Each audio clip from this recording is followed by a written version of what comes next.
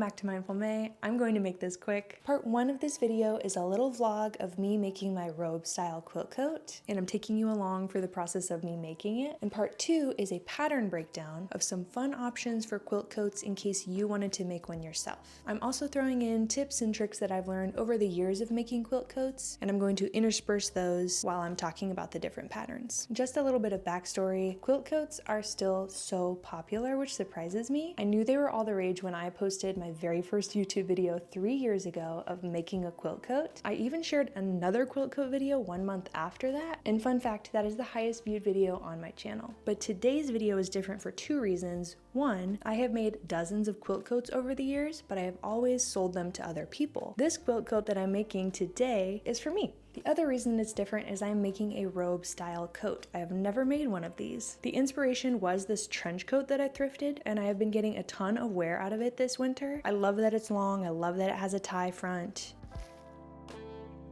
I also saw Madison Lynn, who's another YouTuber, make a very similar coat, and that was just the push I needed to make one for myself. Just a caveat, I had initially planned to do a sew along, more vlog style of this video, but the morning of my microphone broke, so instead it's a voiceover, so my apologies for that, but let's jump into that project, or feel free to use the timestamps below to jump to the pattern breakdown after.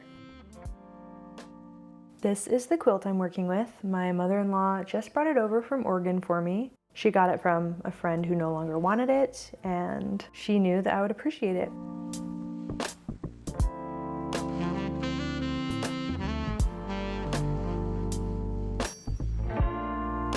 There are several rips, large rips, and stains, so I knew it needed some new life.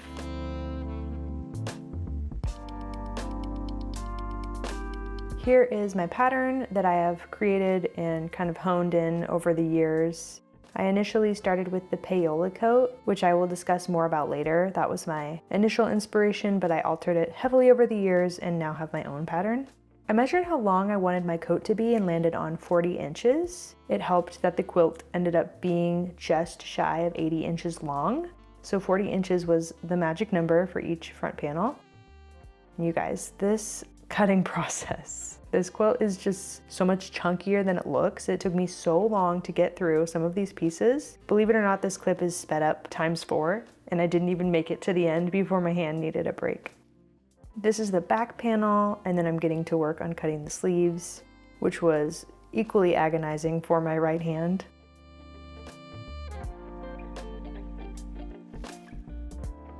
All the pieces are cut out. I have my front panels, my sleeves, I have my belt, my back piece. I really wanted that green gingham somewhere prominent.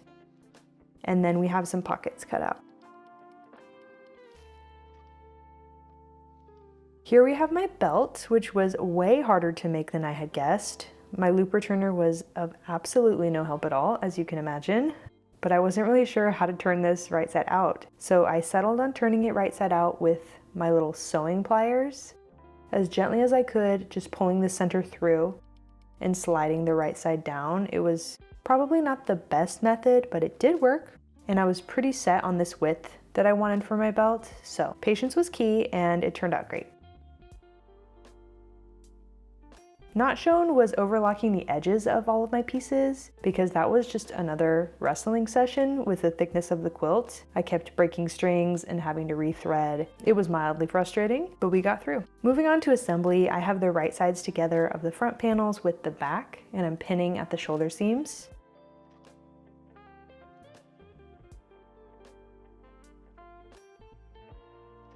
And now I'm working on the collar. I made this part up a little bit, though it is similar to how I constructed it in my colorful coat video. I'm going to link a blog post about collar construction that really helped me understand this method. So for mine, I pulled out one of the layers of batting and had to snip the cute little red ties to do so.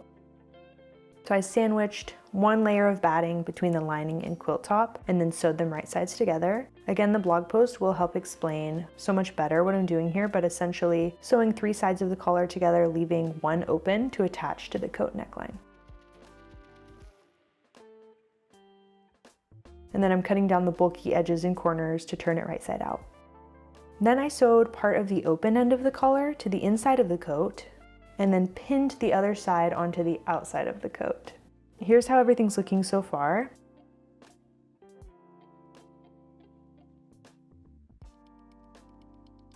And then I sewed the collar down on the underside of the collar to secure it.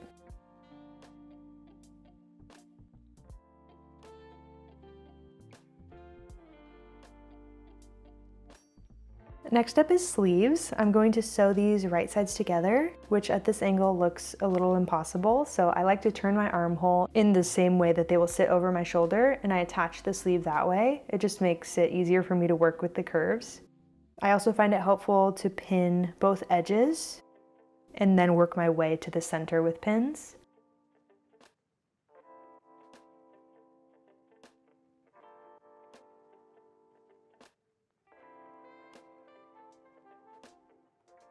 I'm gonna stitch along here, and this is how it will look right side out. I just like to double check I did it right because sleeves still confuse me sometimes.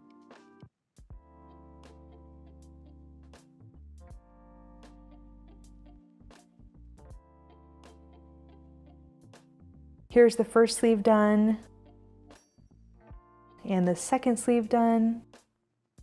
Moving on to the pockets, which I must say I wish I did as the first step before attaching the front panels to the back of the coat, because the more fabric you're moving around your sewing machine, the trickier it gets when it comes to pockets, but alas, I did it too late.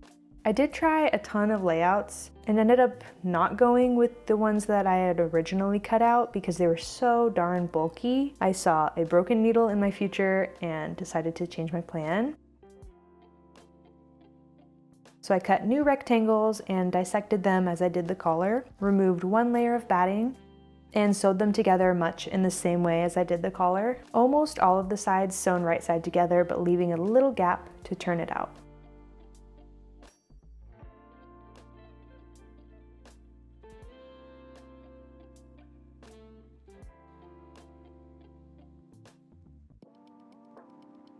And then sewing and turning right sides out and cutting the edges.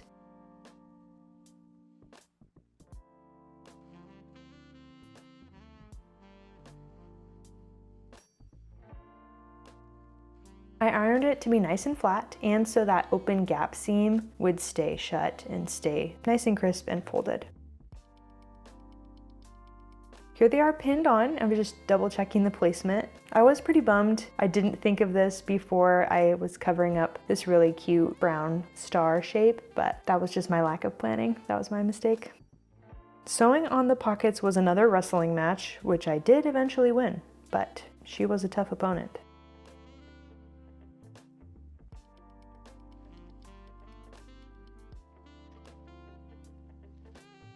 Now it's looking like a cape, but the pockets are attached.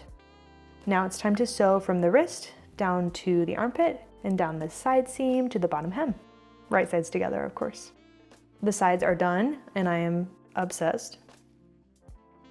Lastly is the belt loops, and you guessed it, another tough fight to turn these little belt loops right side out and then attaching them with all of these quilted layers was pretty challenging. Especially right on the side seam, there was a lot of bulk there. This is purely footage of me wrestling it. I finally just turned the camera off, took a break, came back to it, and somehow attached them successfully. We got there, and boy howdy am I stoked with the outcome. My very own robe coat.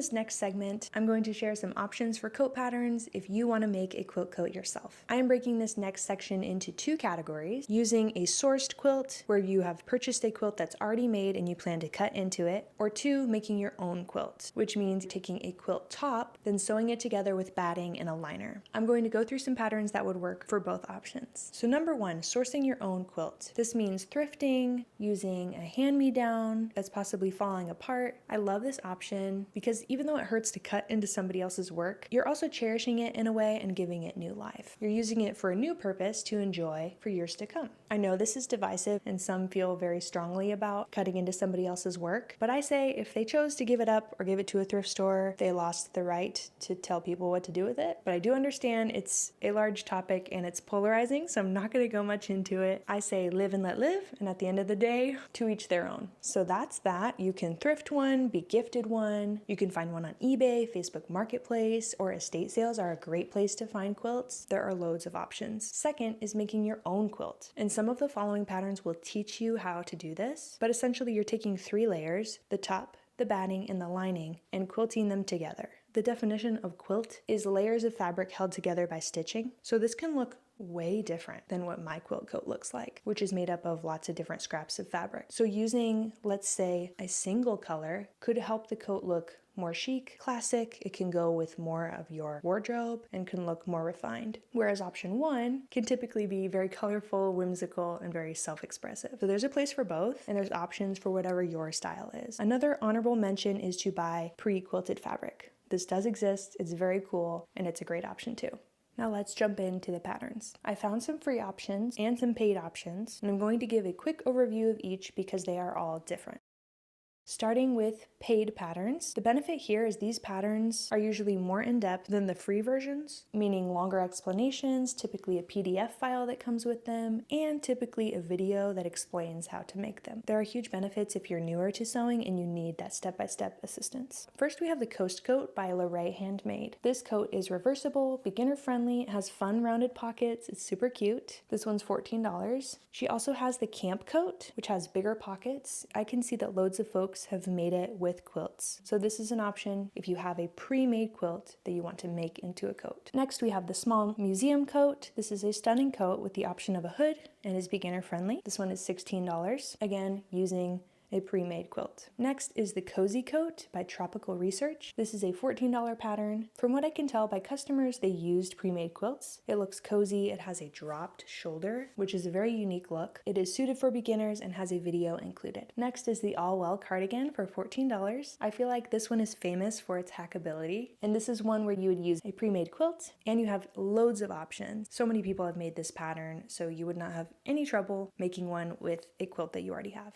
Next is the Nova Jacket by Paper Cut. This is called a cocoon coat with angular pockets, big sleeves. It is an intermediate pattern and is fully lined. So you'd most likely need a thin quilt or a quilt top, and then you'd add the lining separately. Moving on to some self-quilting options. This one is either or. It's the Hovea Jacket by Megan Nielsen. It's $18. They had me with this tie front green quilt coat. It's so cute. It has a drop shoulder, deep angled pockets, a tie front option, which is very popular right now, and loads of modifications. And they have photos for all of those modifications, which is really helpful to just visualize what's possible. Difficulty is rated 2 out of 5. And they state that there is an unlined option, a full lining option, or quilted options, meaning you quilt it yourself. Next is the Rue Quilt Coat by Spaghetti Western. This one's literally made from a quilt. It's in the title. This one's $15. It has dramatic side slits. There's a child or adult option, or you can bundle the two patterns. And it states it is suitable for beginners to advanced. It also states that you can use pre-quilted fabric or quilt your own. So making your own quilt sandwich. These last 3 patterns, you will be making the quilt yourself, starting with the Cheryl Jacket by Vicky Sews. This is a $15 pattern. It has welt pockets and no collar. It's rated as advanced, but that is because of the welt pockets and the self-quilting process. Next is the L-Stitch Sage Coat by the Fold Line. This is $16, has very similar vibes to the Hovea Jacket. It's fully lined with tie front options. It's rated intermediate, and you will be quilting this one yourself. Lastly, for paid patterns is the Tamarack Jacket by Grain Line.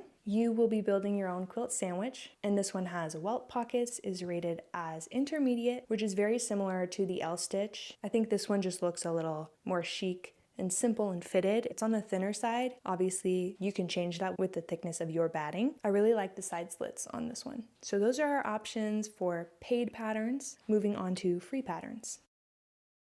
Now on to the free patterns. The pros here is that it's free, so it's a very low risk way of trying out a quilt coat. The cons would be that the instructions are probably much looser and there's not likely a video to go along with it. But there is a high probability that you could find a YouTube video of someone else making it and follow their process of making it. So I call this choose your own adventure. But here are the free options, and all of these options are bring your own quilt / using an already made quilt. Option 1 is the Payola coat by fabricstore.com. This is a great beginner pattern. This is the one that I used initially when I made my very first YouTube video. I omitted the top pockets, the collar, and then I did not use the flat felled seams, which is a way of hiding the raw edges inside. I would size up for this to give you a more oversized look. You would need to bind the raw edges or overlock them to finish them if you're using a quilt. Or my favorite hack is to use the already finished edges of a quilt for your center front and bottom hem, the bottom of the back panel, and then the bottom of the sleeves, like right at the cuffs. So then you would only have to finish the inside seams, or you don't even have to because they're hidden.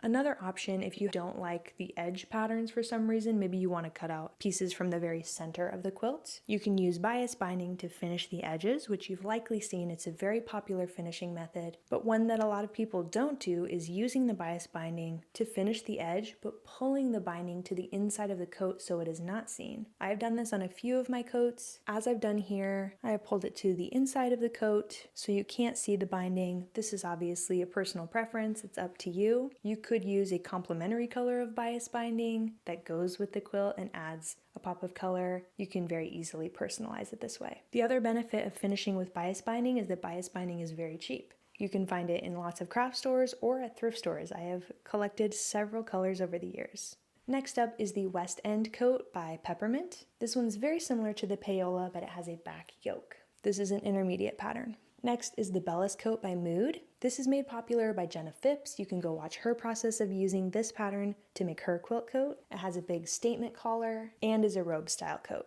I don't see a skill level listed though. For the following lined coats, you can again use a thick quilt and bind the edges off with bias binding, or use a thinner quilt or quilt top and then create the lining as the pattern shows. We have the Clark coat by Mood, very similar to the Bellis, with a big statement collar, but it has welt pockets and a gathered cuff, which gives it a very fancy and upscale look. This one is fully lined, which takes it up a skill level. So again, you'd likely need a thinner quilt if you wanted to line it. Otherwise, just cut the main pieces, omit the lining, and finish with bias binding. Next is the Hazel coat by Mood. This has deep front pockets, no closure down the front, very simple. It is fully lined, which is not as intimidating as it might sound. You're essentially sewing two coats. One is just inside out and sits directly inside of the main coat. This one is really no frills. If you don't want lining, finish the edges with bias tape or cut using the edges of the quilt. Then you can use bias binding just for the neckline. You can see on these coats that I made, I used the already finished edges of the quilt. Then I used bias binding for the neckline. In the case of the purple coat, I pulled the bias binding inside for a clean finish, and then for the cream coat, I removed the binding from some of the quilt that I wasn't using. I measured my neckline, and then I added it to the neckline to match the rest of the coat. This one I did hand sew, so it's a little more discreet. Next, we have the Blackthorn coat, also by Mood. This one is lined, it has a drop shoulder with a shawl collar and a single button closure at the front. I wish they had better photos of the finished product of this, but it's still a great option. It is unique with the collar and the button. I would guess it's intermediate because it's lined. I don't know that Mood ever tells you the skill level you need to complete their patterns, but as I keep saying, you do not have to line it. Lastly, we have the Cardoon coat. This is a high collar, hidden pockets. This would be so fun for color blocking or mixing quilt scraps if you have random bits left over from other projects. Or you could utilize what I mentioned before, some pre-quilted fabric in different colors to mimic the color blocking effect and use something a little thinner and simpler for the lining. So there are loads of options for coats. If I missed any, please let me know below. I'm curious if there are any that I named that you haven't heard of or that seem interesting to you. Let me know in the comments below. And that is all. I hope this helped you on your quilt coat journey. If you have questions, please do let me know. I'll try to answer them as best as I can. I'll see you in the next one. Cheers!